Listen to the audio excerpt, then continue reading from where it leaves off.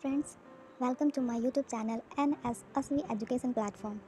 यहाँ पे आपको बीएड से संबंधित नॉलेज अचीव करोगे। आज का हमारा टॉपिक है NRT NCERT में डिफरेंस। कोई ज़बरदस्ती नहीं है। अगर आपको ये वीडियो पसंद आती है तभी आप इस वीडियो को लाइक, सब्सक्राइब और शेयर कीजिएगा। सो बिना टाइम गंवाते हुए चलते हैं अपने टॉपिक पे। मानक संदर्भित परीक्षण और निकट संदर्भित परीक्षण। मानक संदर्भित परीक्षण को हम इंग्लिश में नॉर्म रेफरेंस टेस्ट कहते हैं और निकट संदर्भित परीक्षण को इंग्लिश में क्राइटेरियन रेफरेंस टेस्ट कहते हैं। ये दोनों के बीच हम डिफरेंस जानने से पहले हम ये जानेंगे कि ये दोनों होता क्या है। तो मानक संदर्भित परीक्षण एक ऐसा परीक्षण है जहाँ किसी एक बालक की स्थिति हम दूसरे बालक से कंपेयर करते हैं, तुलना करते हैं, तो वो हमारा मानक संदर्भित परीक्षण कहलाता है। वही हमारा निकट संदर्भित परीक्षण एक ऐसा परीक्षण होता है जिसमें बच्चों का ज्ञान अर्जित करना होता है। उसमें उनका सर्वांगीण विकास किस प्रकार वो कितना सीखा है ये देखना होता है। ठीक है फ्रेंड्स, तो वो हमारा हो जाता है निकट संदर्भित परीक्षण। तो अब हम दोनों के बारे में डिफरेंस जानते हैं। तो जब किसी छात्र की अन्य छात्रों के सापेक्षिक स्थिति ज्ञात की जाती है तो मानक संदर्भित परीक्षण कहलाती है। यानी कि जब किसी कक्षा में एक बच्चे की स्थिति दूसरे अन्य बच्चे की स्थिति से तुलना की जाए तो वो हमारा हो जाता है मानक संदर्भित परीक्षण।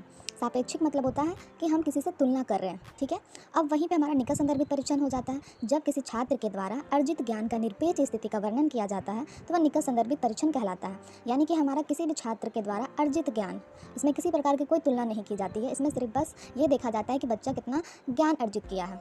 ठीक है, दूसरा पॉइंट होता है इसमें एक विद्यार्थी के द्वारा प्राप्त किए गए अंक की तुलना अन्य विद्यार्थी से की जाती है। यानी कि ये जो अंक की तुलना, यानी कि एक बच्चा का जो नंबर है वो दूसरे बच्चे से कितना ज़्यादा है कितना कम है, तो वो हम क्या कर रहे हैं, इसमें तुलना करते हैं।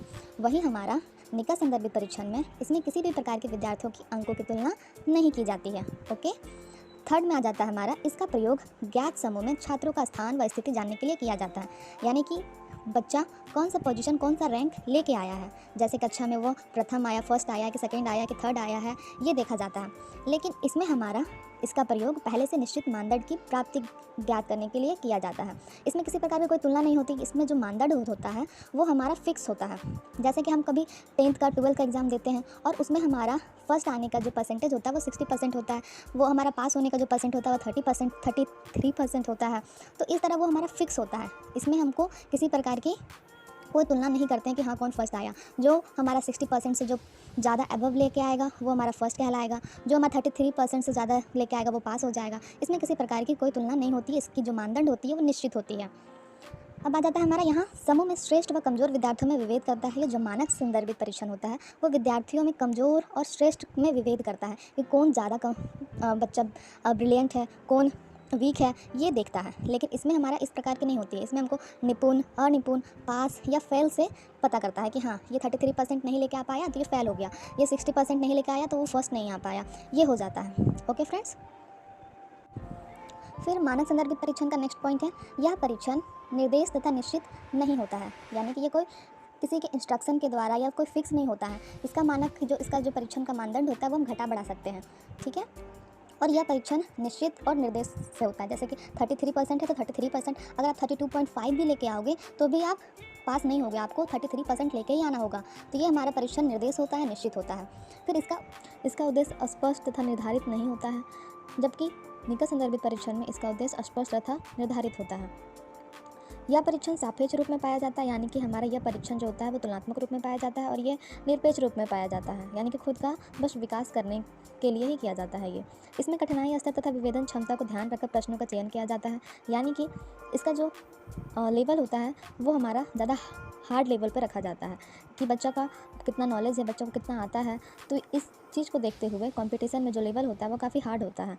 लेकिन हमारा निकट संदर्भित परीक्षण में इसमें अधिगम का कार्यों के उद्देश्यों को ध्यान में रखकर प्रश्नों का चयन किया जाता है। ये नहीं कि हमारा जो लर्निंग मटेरियल है उसे हम, यानी कि हमारा जो सिलेबस है उससे आउट ऑफ क्वेश्चन रख दिए हैं, वैसा नहीं होता है। इसमें बस हमारा जो सिलेबस होता है उसी के अंडर हमारा क्वेश्चन दिया जाता है ताकि बच्चों से ये पता चल सके कि हाँ बच्चों को कितना आता है, उन्होंने कितना अधिगम किया है। ठीक है। यह प्रवेश परीक्षाओं तथा नौकरियों में पदों पर नियुक्ति के लिए उपयोगी होता है। मैंने आपको पहले ही बताया कि मानक संदर्भित परीक्षण का प्रयोग हम प्रवेश परीक्षाओं यानी कि कोई बड़े बड़े स्कूल या इंस्टीट्यूट में एडमिशन लेने के लिए या फिर नौकरियों में पदों पर नियुक्ति करने के लिए उपयोगी होता है। जबकि इसका परीक्षा सामान्य रूप से जो हमारा 10th 12th जो हमारा स्कूलों में किया जाता है वो हो जाता है। फिर इसमें मानदंड जो होता है वो घटा बढ़ा सकते हैं हम, यानी कि अगर हम देखा जाए कि कोई कॉलेज में एडमिशन हम ले रहे हैं और वहाँ पे सभी बच्चों का 60 से 65% तक जा रहा है, किसी का ज़्यादा नहीं हो पा रहा है, तो हम इसमें क्या कर देंगे, जिस बच्चों का 60% आया हुआ रहेगा हम वहाँ से उनका मापदंड लेके हम वहाँ से उन लोगों का एडमिशन ले लेंगे। या फिर कोई कंपटीशन हो गया तो ये सब में हम लोगों का ये इसका जो मानदंड होता है वो घटा बढ़ा सकते हैं, हम अपने हिसाब से कर सकते हैं। जैसा अगर लगेगा कि नहीं ये 95% से सारे बच्चे 95 लेके आएँ तो हम उसका लेवल को हार्ड करके 98 जिस बच्चों का आया हुआ रहेगा हम उसको पहले लेंगे, उसके बाद फिर 95% वाले को जाएंगे।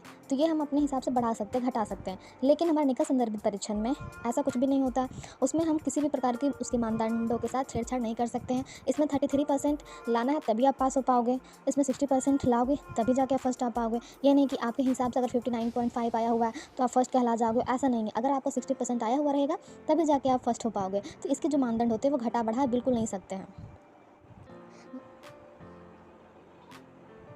मानक संदर्भित परीक्षण में यह प्रमाणीकृत परीक्षण होता है। शिक्षक देखते हैं कि विद्यार्थी ने किस सीमा तक उन्नति की है, उसके ज्ञान की सीमा किस स्तर तक है। यानी कि हम इसमें देखते हैं मानक संदर्भित परीक्षण में कि शिक्षक ये देखता है कि हाँ बच्चे को कितना नॉलेज है, वो बाहरी नॉलेज भी कितना रखता है। अगर उसको आउट ऑफ सिलेबस क्वेश्चन दे दिया जाता है तो वो बना पाता है कि नहीं बना पाता, वो उस चीज़ को डील कर पाता है कि नहीं, तो ये इसमें हम देख सकते हैं। वही हमारा निकट संदर्भित परीक्षण में ये पूर्व निर्धारित मानदंड के संदर्भ में छात्रों की स्थिति ज्ञात करता है।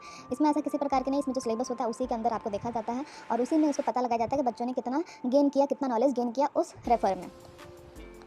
फिर ये लचीलापन होता है, ये फ्लेक्सिबिलिटी होता है, इसमें ये इसको आप घटा बढ़ा सकते हो, तो इसी कारण से इसे लचीलापन भी बोला गया है। फिर इसमें लचीलापन नहीं होता है। अब लास्ट का पॉइंट है, छात्रों के प्राप्तांक को प्रसार अधिक रखने का प्रयास किया जाता है, इसी कारण इसकी कठिनाई स्तर 30% से 70% होती है। यानी कि जो छात्र जो नंबर लेके आते हैं तो उसका जो प्रसार यानी कि उसका मीनिंग इसमें क्या होता है कि हमारा जो आप कंपटीशन में बैठोगे तो कंपटीशन में हमेशा अधिकतर 30 से 70% जो लेवल होता है वो हार्ड होता है। इसमें ये रखा जाता है ताकि बच्चों का पता चल सके कि हाँ वो बच्चा कितना पढ़ने में तेज़ है, कितना नहीं है, कितना उसको नॉलेज है, तो ये इसमें देखा जाता है। और इसमें छात्रों के निकट संदर्भित परीक्षण में इसमें छात्रों के प्राप्तांक का कठिनाई स्तर विशिष्ट कार्यों पर शिक्षण की गुणवत्ता पर निर्भर करता है। यानी ऐसा ही नहीं कि टीचर आप वही टीचर कितना भी चाहे हार्ड कर दे, तो वैसा नहीं, इसमें कुछ विशिष्ट कार्य या फिर विशिष्ट गुण के कारण ही इस पर कठिनाई का लेवल बढ़ाया जाता है। अदरवाइज़ इस पर बिल्कुल भी ये सिलेबस के आउट नहीं जाता है। ये बस ये देखना रहता है कि बच्चा कितना नॉलेज गेन किया है, उसका सर्वांगीण विकास हुआ है। तो आई होप फ्रेंड्स आपको ये वीडियो अच्छा लगा होगा, आपने इस वीडियो से कुछ सीखा होगा। So thank you friend, thanks for watching.